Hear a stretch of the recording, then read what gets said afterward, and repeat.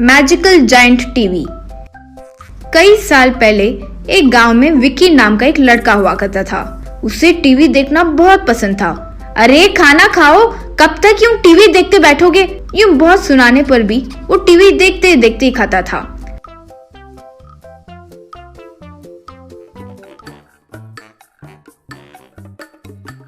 अगर कभी विक्की के पिता आकर टीवी बंद कर देते तो बस भूकंप आ गया हो जैसे जोर से चिल्लाते हुए यूं चिल्लाता था। अरे चिल्लाओ मत रे, आसपास के पड़ोसी तुझे कुछ कर दिए होंगे यूं सोचेंगे। यूं डर कर टीवी को फिर से चालू कर देते थे। इस तरह विक्की रात के 12 बज जाने पर भी सोता नहीं था और टीवी देखता ही रहता था। एक बार विक्की के माता पिता, अरे ये तो टीवी से चिपकता ही जा रहा है, अब क्या करें? ये क्या है जी, ये तो बहुत ज्यादा हो रहा है। रात को सोता भी नहीं है, ना ही ठीक से खाना खाता है। ये ऐसा ही रहा तो बहुत मुश्किल हो जाएगी, कुछ तो करना ही होगा। इस तरह फिर वे दोनों मिलकर कुछ प्लान किए। अगले दिन विक्की टीवी ऑन करते ही अचानक शॉर्ट सर्किट होकर टीवी से चिंगारी आने लगी। माँ, पापा, टीवी को कुछ हो गया है माँ, ये रोना शुरू किया। बेटा अभी तो मेरे पास पैसे नहीं है, जब आएंगे तब इससे भी ज्यादा बड़ा टीवी खरीदूंगा ना, ठीक है? ठीक है, कहकर बाहर चले गया। हे भगवान, कहकर खुश हुए। इतने में विक्की खेलते हुए एक एक घर से टीवी में कुछ गाने की आवाज आते हुए सुना। अरे पड़ोसी के घर पर टीवी है, सोचकर खिड़की से टीवी देखने लगा। पड़ोसी आंटी विक्की को यूं टीवी देखते हुए देखकर, अरे बेटा यूं खिड़की से क्या टीवी देख रहे हो, आओ घर पर आकर देखो। तुरंत विक्की टीवी के आगे बैठकर टीवी देखने लगा। रात हो गई, विक्की अब भी टीवी के आगे ही बैठा हुआ था। बेटा आज के लिए इतना टीवी काफी है, अब घर जाओ। नो, मैं नहीं जाऊंगा, यहीं सोऊंगा, आप चाहो तो सो जाओ। इस तरह उसके बहुत समझाने पर भी जब विक्की नहीं माना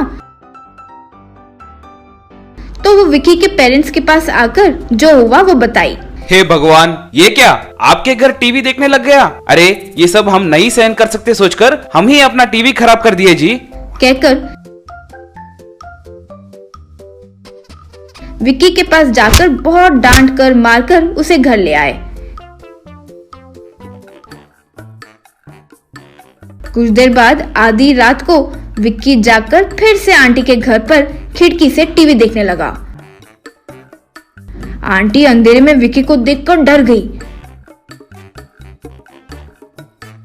अगले दिन वो विक्की के घर आकर टीवी विक्की को देखकर उसके माता पिता से, बाप रे, आपके आगे हाथ जोड़ती हूँ मैं, आधी रात को यूं विक्की को अचानक खिड़की से देखते हुए देखा तो भूत समझकर मैं डर गई थी। कुछ समय और यूं ही रहता तो बीपी आ जाता।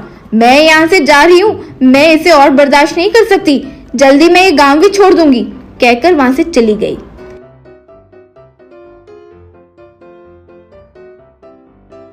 विक्की के माता पिता अगले दिन मुनीश्वर के पास जाकर विक्की के बारे में बताए। मुनीश्वर तब विक्की से, बेटा विक्की और कितना समय ऐसे ही टीवी देखते रहोगे? मैं तुम्हें एक मैजिकल मंत्र कहता हूँ, उससे तुम जो ये छोटा सा टीवी देख रहे हो वो बड़े से टीवी में बदल जाएगा, कहकर वो मंत्र सुनाया। अगले दिन विक्की वो मंत्र पढ़ा, बस वो छोटा सा टीवी बड़े टीवी में बदल गया था। तब टीवी स्पीकर से, विक्की बेटा मैं तुम्हें एक अद्भुत चीज दिखाऊंगी, मेरे अंदर आओ। विक्की टीवी के अंदर जाते ही वहां तो पूरी की पूरी एक दुनिया थी। विक्की यूं हवा में पेड़ पौधे शहर ऐसे बहुत सारे खूबसूरत चीजें देखने लगा। कुछ देर बाद बाहर आकर माता पिता से, पिताजी, माँ टीवी में खूबसूरत चीजों को देखकर इतने दिन बहुत आकर्षित हुआ था, लेकिन हकीकत में तो टीवी से ज्यादा बाहरी आकर्षित चीजें हैं, ये मुझे समझ आ गया है। अब से हम वीकली एक बार भी सही पार्क और अलग अलग जगह पर घूमने जाएंगे। तब से विक्की टीवी देखना बंद कर दिया। Gas cylinder restoration. उमापुर के गांव में हरि कहकर एक वेल्डर रहता था। वो लोहे की सामान का वेल्डिंग करता रहता था। हरी के शॉप में विजय कहकर और एक लड़का भी वेल्डिंग करता था। विजय बचपन से ही बहुत मेहनत करता था, लेकिन हरी उनको अच्छे से पैसा नहीं देता था। इतना ही नहीं बल्कि विजय की बहुत बेइज्जती भी करता था। एक दिन 2 कस्टमर शॉप में आए थे। तब विजय हरी से, भाई मैं आपसे इधर काम नहीं करना चाहता हूँ भाई, मैं खुद का एक शॉप लगाना चाहता हूँ। इतने साल तक तुम्हारे पास काम करने के लिए मुझे कुछ ना कुछ पैसा दोगे तो अच्छा रहता है भाई।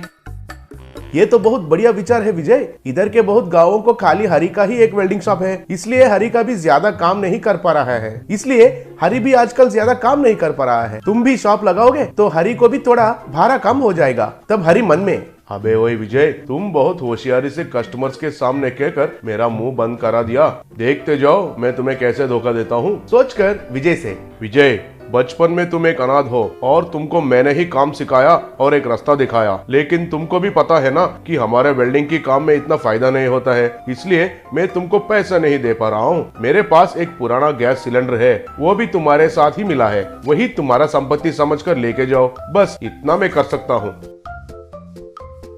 तब मन में विजय, कंजूस कहीं का, मुझे 15 साल उपयोग करके ये पुराना सिलेंडर देते हो? ठीक है, जो भी है तुमसे छुटकारा पाना ही बड़ी बात है, सोचा।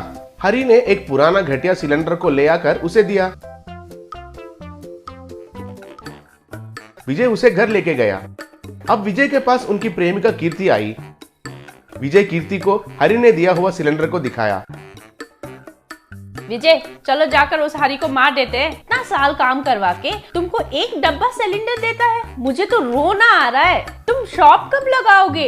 मैं अपने प्यार के बारे में पिताजी को कब बताऊंगी? मुझे कुछ समझ में ही नहीं आ रहा है विजय, ये सिलेंडर मेरी मजाक उड़ा रहा है जैसा दिख रहा है। कहकर उस सिलेंडर को पैर से लात मारी। वो सिलेंडर नीचे गिरा, लेकिन कुछ लोहे का आवाज नहीं आया। ये क्या, नीचे गिरने से भी लोहे का आवाज नहीं आया? एक बार देखो। तब सिलेंडर को देखकर विजय, ये तो जंग नहीं है कीर्ति, मिट्टी, ऑयल और गंध है। इतनी पुरानी सिलेंडर को जंग नहीं लगा है बोले तो ये प्लास्टिक का तो नहीं है ना? कहकर उसे बाहर ले जाकर उसे रिस्टोरेशन किया। तब वो एक सोने के सिलेंडर जैसा चमकने लगी। उसे देखकर दोनों चौंक गए। इससे हमारी जिंदगी सेट हो जाएगी। तुम्हारे मुंह रे बेवकूफ, वो हरी ने क्या कहा? जब तुम अनाथ थे तब तुम्हारे साथ वो सिलेंडर भी मिला है कहा था ना, तो उसे तुम मिले हो कहकर क्यों सोचना है? वो तुमको किडनैप भी तो किया होगा। तुम्हारे साथ ये सोने का सिलेंडर मिला है तो तुम्हारे माँ बाप कितने अमीर होंगे। जाकर उस हरी को अच्छे से मारो, तब वो सच बताएगा।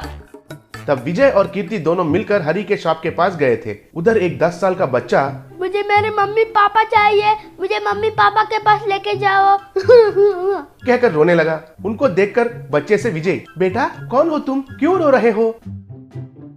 अंकल, कल रात में अपने मम्मी डैडी के साथ मंदिर देखने के लिए आया था। मैं रात कमरे में सो गया था, लेकिन सुबह उठकर देखा तो मैं इधर आया हूँ कहकर रोने लगा। तब हरी को पकड़कर विजय, क्यों रे, मुझे बचपन में किडनैप किया, वैसे ही इस बच्चे को भी किडनैप किया है क्या? तो तुम्हारे जरूरतों को पूरा करने के लिए बच्चों को किडनैप करते हो, बदमाश कहीं का, कहकर उसको खूब पीटने लगा। अरे विजय क्या बक रहे हो, मैं किडनैप क्यों करूंगा, कह रहा था। तब उधर पुलिस आए और हरी को पकड़कर खूब पीटे। सर प्लीज सर, मुझे मत मारो, मैं सच बोलता हूँ, उस बच्चे को मैंने ही किडनैप किया। वैसे ही विजय को भी 15 साल पहले बिजनेसमैन वरदान साहब के घर से किडनैप किया था सर। तब पुलिस हरी को अरेस्ट करके लेके गए। अगले दिन विजय और कीर्ति को एसआई बिजनेसमैन वरदान के घर लेके गया और वरदान जी को हरी के बारे में सब कुछ कहा। तब वरदान और उनके परिवार वाले उनके बेटे विजय वापस मिलने पर बहुत खुश हो गए थे। बाद में कुछ दिनों के बाद विजय और कीर्ति की शादी भी बहुत धूमधाम से किए थे।